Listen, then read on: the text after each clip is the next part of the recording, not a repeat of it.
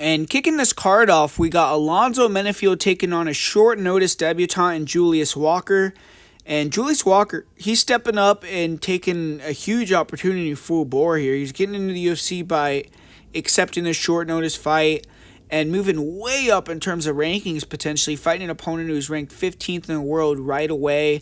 He's only 6-0.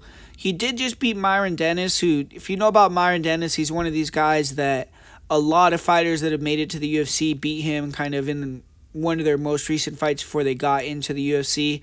But he also has a win over UFC veteran Bavon Lewis and has beaten a couple good guys, but really unproven overall. He looks athletic, he looks skilled, but he needs to keep accruing that experience, obviously. He's a big fighter for the weight. He has a super long reach. He's fought at heavyweight, and it didn't look like he was like fat or out of shape, even at 250 plus pounds. So he is a big guy. On the feet, he seems decent. He moves around well. It looks like he's fast. When he unloads with punches, it looks like he hits hard too, and his jab looks pretty nice. Good speed with the right hand, but he uses his striking and overall athleticism to wrestle. Good level changes. You'll get big slams. He has decent clinch knees, and he'll use that before he can hit some clinch takedowns, kind of soften you up and then get you to the mat. I wouldn't say he's an elite wrestler, but he's solid for the higher weight divisions. He has been taken down himself, but even if you take him down, he could scramble. His jiu-jitsu looks on point. I've seen him get submissions off of his back, and he has good ground and pounds. He does float his chin and kind of loads up in the pocket with his punches, so he leaves openings to get hit. He has to be more aware of the counters here versus a heavy hitter with experience. He can't be standing in front of Menifield, but he is a dangerous fighter in his own right. He's one of those fighters that can be losing and then turn it around and finish the fight. So that's always good to see. His conditioning and composure are very good. I think he's going to be in shape for this match because he was already going to be fighting on March 1st in a 5-round title fight. So that kind of alleviates a little bit of the short notice worries. But Alonzo Menifield, he's a powerhouse. He's lost 2 in a row, so he needs a win here at 37 to maintain relevancy, especially versus a debuting fighter. So a lot of pressure on him here. But on the feet, I think he has the advantage. Walker is still learning to strike. I think he leaves openings.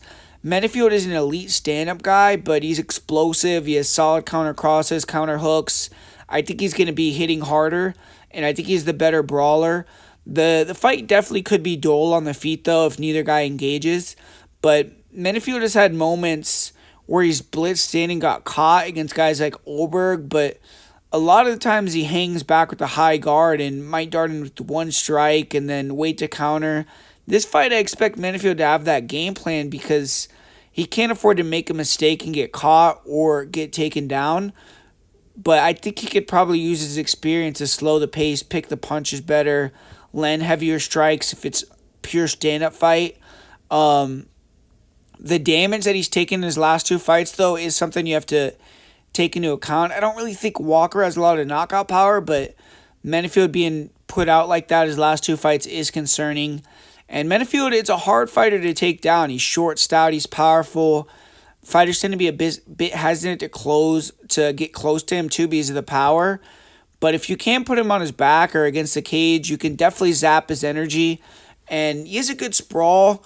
We saw against Jimmy Crute too. He is able to last in these longer fights and do decently well. He got that guillotine on Jim Crute, so that's something that you have to respect. And on top, Menifield has really good ground and pound. He's really heavy. His conditioning has definitely improved over the years. I think Julius Walker has a bright future, and if he could step up and perform while Alonzo kind of overlooks him, maybe he can get it done here. I get why people are picking him as a popular underdog, but I just think it's a hard ask to fight a guy like Menifield at 6-0. Menifield should be able to land heavy shots on the back foot, and I could see a knockout if Walker really risks it. But I think Menifield will also be content to win a decision, landing single shots. So I think Menifield's either going to win a ho-hum boring decision or get a knockout, depending on if Walker really goes for it or not. And if Walker wants to give himself a chance to win, then I think Menifield's going to get knocked out. Menifield's going to get the knockout. But ultimately, I'm going to say that he kind of realizes early this is not his night, and Menifield wins the decision here.